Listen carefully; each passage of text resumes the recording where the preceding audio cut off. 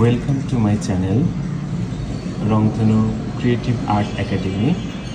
Viewers, আজকে আমরা শিখব কিভাবে ডাব অঙ্কন করতে হয়। ডাব অঙ্কনের জন্য প্রথমে আমাদের একটি বৃত্ত অঙ্কন করে নিতে হবে।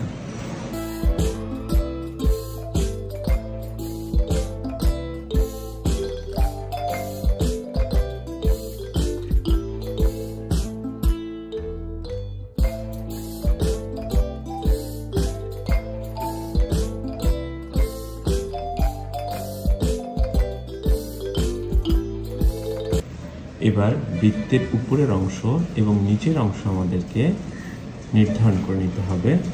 তার আগে আমরা বৃত্তটার কেন্দ্রবিন্দু নির্ধারণ করে নেব এবং কেন্দ্রবিন্দু থেকে উপরের অংশ এবং কেন্দ্রবিন্দু থেকে নিচের অংশ আমরা নির্ধারণ করে নেব।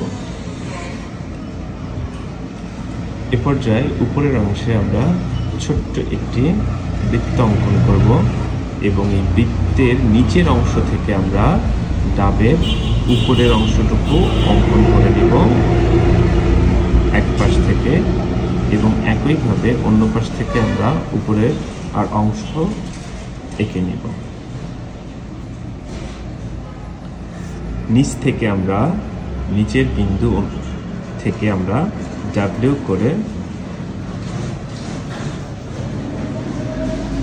ডাবের নিচের অংশটুকু সম্পূর্ণ করব এবং এভাবে বৃত্তের সাথে মিশিয়ে দিব।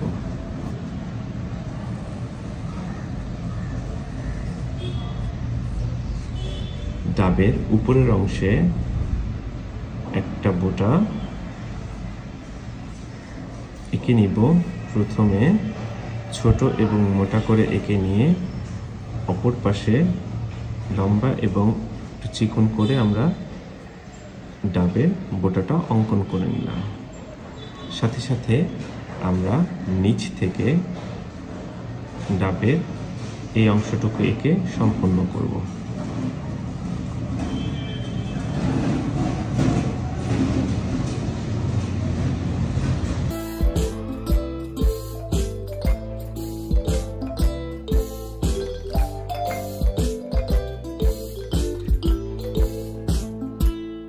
এবং একই সাথে যদি আমরা ডাবের স্লাইস অংশ অঙ্কন করতে চাই, তাহলে প্রথমে আমাদের ভিতরের ছোট্ট একটা বৃত্তের অংশ করে নিতে হবে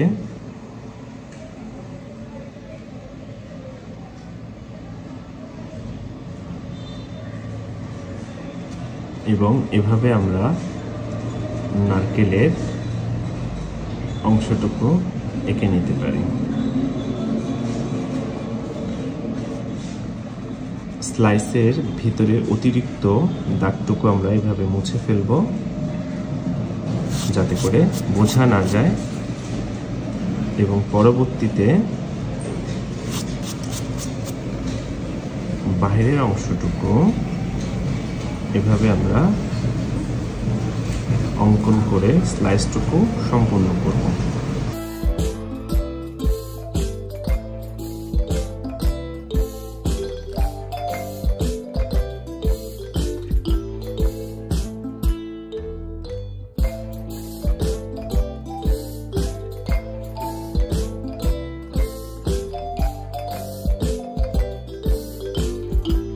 ভিতরের অংশটুকু বোঝানোর জন্য আমরা একটু এখানে শ্যাডো ব্যবহার করতে পারি।